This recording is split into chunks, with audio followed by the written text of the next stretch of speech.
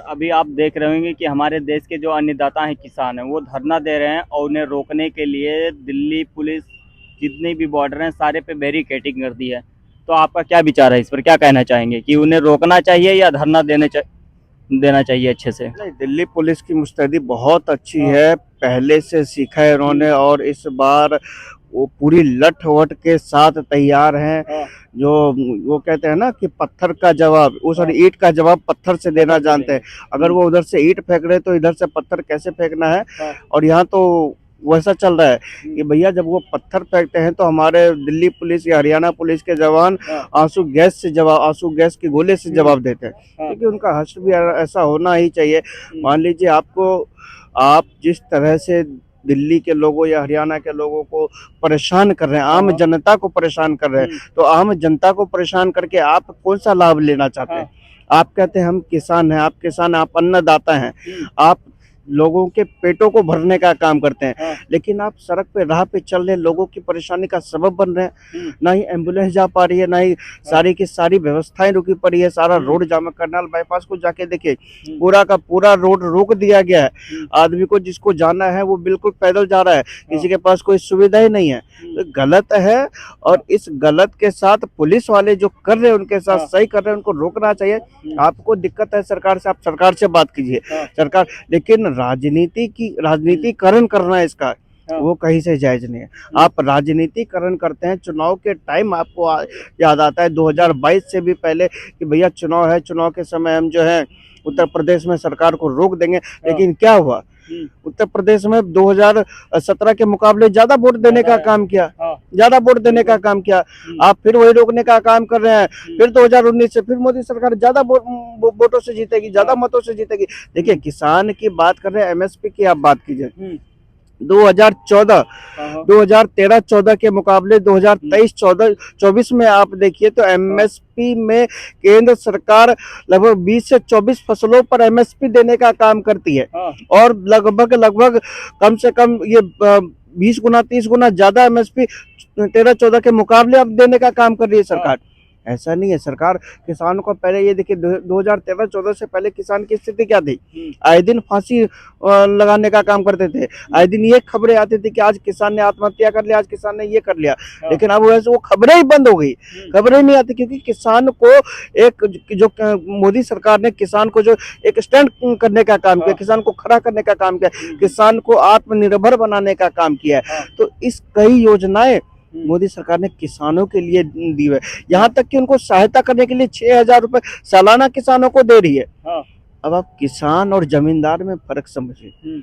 किसान वो है जो 1 एकड़ 2 एकड़ की जुताई करते हैं, और वो जो धरने पे बैठे वो जमींदार हैं, उनके पास 50 एकड़ से ऊपर की संपत्ति होगी। तो किसान और जमींदार में पहले अंतर होना चाहिए। किसान तो आज भी खेती कर रहे हैं, चाहे उत्तर प्रदेश के देखिए, चाहे बिहार, राजस्थान, जहाँ के भी किसान देखिए। हमारा कृषि प्रधान देश है, और पूरे देश में जितने भी राज्य हैं सब खेती करने में अपना व्यस्त है। लेकिन राजनीतिकरण करना और मोदी सरकार को घेरना, मोदी सरकार को चुनाव में रोकना और जनता तक गलत मैसेज पहुंचाना, कोई फायदा नहीं, कुछ भी नहीं होने वाला। जनता के पास मैसेज आप गलत नहीं पहुंचा पाओगे। जनता ने काम देखा है मोदी जी का। आप किसान करते हो, किसान का बेटा जवान बनता है, और जाकर देखिए कतर में किस तरह से 8 भारतीयों को मौत के मुंह से छुड़ा कर लाए हैं मोदी जी। ये वही मोदी है। अयोध्या से लेके अबू धाबी तक जय जयकार करवा दिया मोदी जी ने। मैं काम की बात नहीं कर रहा हूँ, मजदूरों के लिए खड़ी होती है ये सरकार। जब टनल में फंसे हो तो मोदी जी दिन रात लगा देते हैं मजदूरों को निकालने के लिए। तो ये मोदी सरकार है किसानों के उत्थान के लिए। अगर कोई सोचता है, अगर कोई करता है, तो मोदी सरकार ही करती है। पता होना चाहिए, चौधरी चरण सिंह जी, भारत रत्न देने का काम मोदी सरकार ने किया। ये वही चौधरी चरण सिंह जी है जिसको कांग्रेस ने कभी सम्मान देने का काम नहीं किया, और सदैव चौधरी चरण सिंह जी ने किसानों की आवाज को बुलंद करने का काम किया, किसानों की आवाज को उठाने का काम किया। और आज चौधरी चरण सिंह जी को भारत रत्न किसने दिया? मोदी सरकार ने दिया। स्वामीनाथन रिपोर्ट की ये लोग बात करते हैं, स्वामीनाथन जी को किसने भारत रत्न देने का काम किया? मोदी सरकार ने देने हाँ। का काम किया। तो किसानों को पता है, हाँ। जो किसान खेती कर रहे हैं, जो हमारे अन्नदाता है, उनको पता है कि हमारी अगर कोई रक्षा या हमारी सुरक्षा या हमको उत्थान हमें आगे बढ़ाने का प्रयास कोई कर सकता है हाँ। तो केवल मोदी सरकार है, मोदी जी। हाँ, चलिए, अगर मोदी जी इतना ही अच्छा काम कर रहे हैं देश के लिए, तो एक काम और उन्हें कर देना चाहिए था, हमारे देश के किसानों को बुला करके बैठ के आपस में बात करके समझौता कर लेना चाहिए था, जो उनकी मांगे हैं वो पूरी कर दें।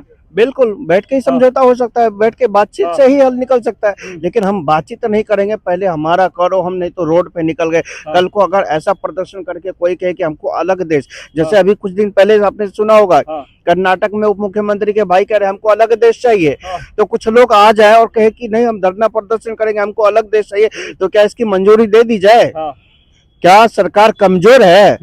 ध्यान रखना चाहिए, देश में नरेंद्र मोदी जी की सरकार है, 56 इंच का छाती लेके बैठा हुआ है, केंद्र की सत्ता पे चौकीदार है, वो हिलने वाला नहीं, वो डगने वाला नहीं। आप मानवता की बात कीजिए, आप किसान की बात कीजिए, महिलाओं की बात कीजिए, बुजुर्गों की बात कीजिए, हर एक वर्गों के साथ मोदी जी सष्टंग के साथ करे हैं। और मोदी जी ने प्रण लिया है, मोदी जी ने ये ठाना है कि भैया मेरे देश के लोग उनको झुकने नहीं देंगे, चाहे किसान हो, उनको भी उनका भी सम्मान है, महिलाओं का भी सम्मान है, हर एक वर्ग के साथ हर एक वर्ग को लाभ पहुंचाने का काम मोदी जी ने किया है। अच्छा, जो किसान आ रहे हैं उन्हें दिल्ली में क्यों नहीं घुसने दिया जा रहा? ये दिल्ली उनके देश की राजधानी नहीं है क्या?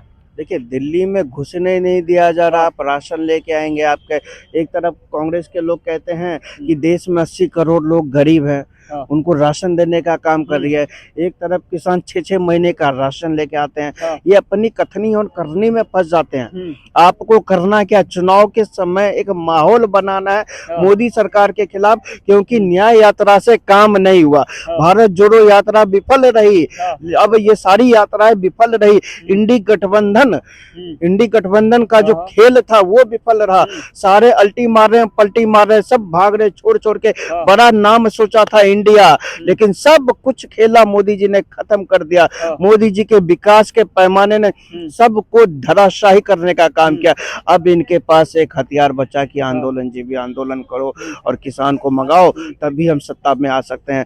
लेकिन देश की जनता जानती है कि सत्ता के लिए कौन ठीक है, और सत्ता के सिंहासन से देश के को एक विश्व गुरु बनाने की कल्पना कौन कर सकता है, विकसित भारत बनाने की कल्पना कौन कर सकता है? देश के किसान को भी पता है, देश की महिलाओं को भी पता है, देश के जवानों को भी पता है, हर एक वर्ग को पता है। इसलिए सब मिलकर आज बोल रहे हैं भारत माता की जय। चलिए, एक सवाल और आपसे है, जो पहले वाला किसान आंदोलन हुआ था उसमें सिर्फ एक दिन के लिए मौका दिया गया था दिल्ली में प्रदर्शन करने के लिए, जो कि लाल किला पर आकर के तिरंगा को उतारा, वहां से अपने संगठन का जो भी उन्होंने झंडा लगाया हो उसका अपमान किया गया। कहीं उसी का सम्मान रखने के लिए तो ऐसे मोदी सरकार नहीं कर रही कि इन्हें बॉर्डर के अंदर घुसने ही ना दो?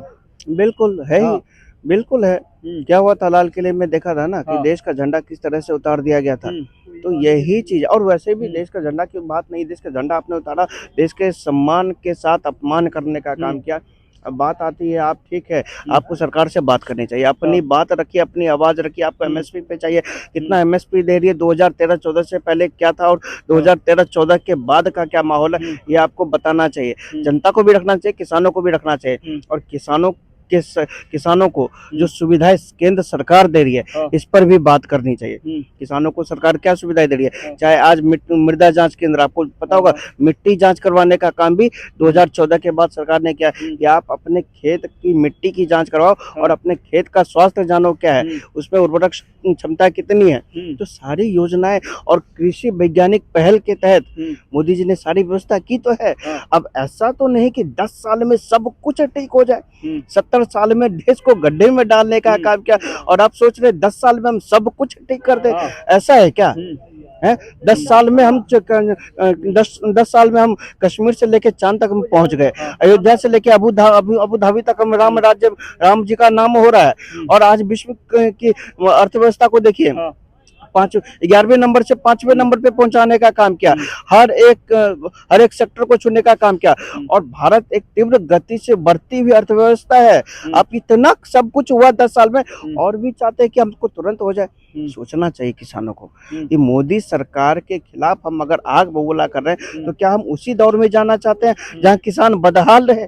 हम उसी दौर में जाना चाहते हैं जहां किसान अपना आत्महत्या करके फांसी लगाने का काम करे? हम वो दौर नहीं चाहते हैं। हाँ। अभी मोदी जी ने किसानों को सराहने का काम किया, किसानों को ऊपर उठाने का काम किया। मैं आपके माध्यम से सभी से आग्रह भी करना चाहता हूँ कि एक बार समझने का प्रयास करें और सरकार के ऊपर भरोसा रखें, विश्वास रखें। मोदी सरकार है तो आपके बात और एमएसपी की बात को भी वो रखेगी। हाँ, आप अपनी बात जायज रखिए, जायज तरीके से रखिए, सरकार के समक्ष रखिए। एक लोगों को परेशानी ना हो, दिल्ली के लोगों को परेशानी ना हो, हरियाणा के लोगों को परेशानी ना हो, जनता को परेशानी ना हो। आप उस तह तक अपनी बात रखिए और सरकार को घेरने के बजाय आप अपनी बात सरकार तक रखिए और कहिए कि हमें ये चाहिए, आप हमारी मांगों को उठाइए। चलिए, बहुत बहुत